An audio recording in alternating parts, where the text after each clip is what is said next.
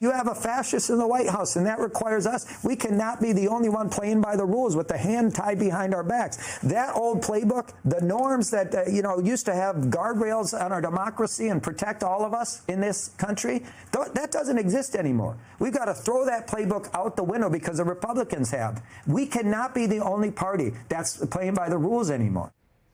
That was DNC Chair Ken Martin giving an impassioned call for Democrats to fight fire with fire against Trump and the GOP's attacks on our democracy. Members of the DNC are set to convene in Minneapolis tomorrow, and it comes at a time when the party is in dire straits, both in approval ratings and in losing ground with voters to Republicans. So, is there a way for them to change course ahead of next year's midterms? Let's ask our next guest, David Hogg, president for Leaders We Deserve and former vice chair of the DNC. David, it's great to have you back on the show. Actually, let's just go back a few minutes ago. We had Michael Cohen, maybe you saw this. He was just on the set with us here, taking Ken Martin to task. Here's what he said. Take a listen. Here's what we're trying to tell you. Tariffs or taxes. Where's Ken Martin and messaging other than sending you a text every day asking for money? That's not going to work anymore. You're not going to win 2026 on the notion that Donald Trump bad, we should win. It doesn't work that way. Is he right on Ken Martin? What's your assessment of that comment?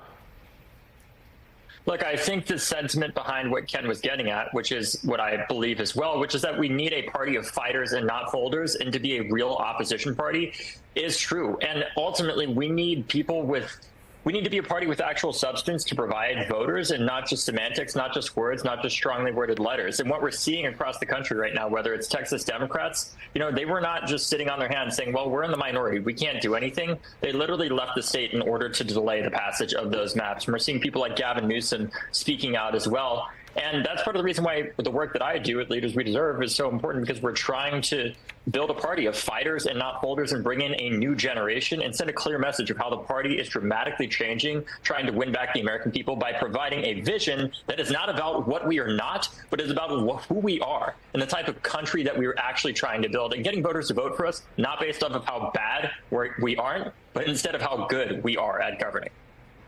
We've learned in recent days that across a number of states, Democrats are hemorrhaging voters, not adding the new voters that they should be, really losing to Republicans on that front.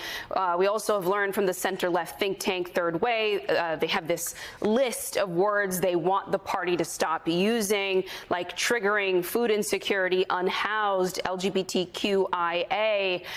I'm curious what you make of these sort of movements and revelations of the last several days, and whether you think this is the right way for the Democratic Party to kind of refocus itself. Should they be focused on language and the words that they use and their messaging right now, or is there something else that will kind of get them back into communities and sort of seen as legitimate to the voters who they haven't served?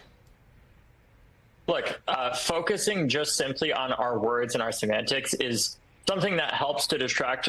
It helps Donald Trump because it distracts from the fact that he ran on two things. He ran on the fact that he was going to release the Epstein list, which he has not done, in all likelihood because he's on it.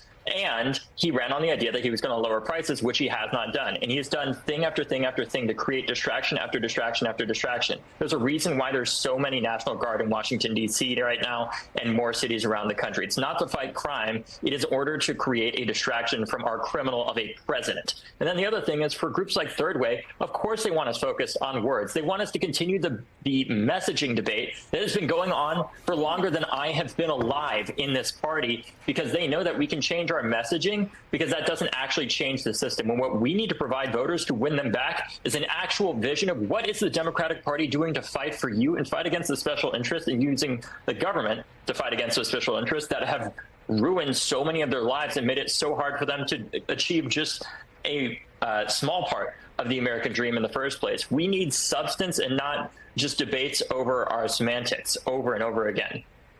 David, I always say whenever it's called a comms problem, it's always a policy problem at the end of the day. And so here, though, let's listen to Representative Hakeem Jeffries this morning and how tongue-twisted he is when it's talking about NYC mayoral candidate Zoran Mandami. don't think we've withheld an endorsement. We are engaging in a conversation about the future of New York City, about the issues that need to be addressed, particularly the housing crisis. These are all issues to be worked through, and we'll continue to work through them. As I mentioned, we're sitting down next week. So, David, that actually might be a comms problem because Jeffries just can't seem to give an answer. Yeah, it's not. It is not a complicated question. Are you going to endorse the Democratic nominee for the city that you represent part of, or are you not? It is not rocket science. Are you going to endorse him or are you not? Are you going to say that we're going to be a big tent in this party? Because guess what? A big tent has a left side and a right side. And you can't just support one side when it's convenient and not the other, because that is how a tent collapses at the end of the day. And I think it is a much simpler question. And at the end of the day, it's one that he needs to answer. The American people are craving, and Democrats too, are craving clear answers from their politicians, not essays of, there's all this parliament. Just give us a damn answer. It's not complicated. Why is he not answering it? Why do you think he doesn't answer that question, David? Give it to us straight. Like, why does he not answer that question? It's not because of apartments and socialism and that fear. Why does he not want to answer that question as simply as you just outlined?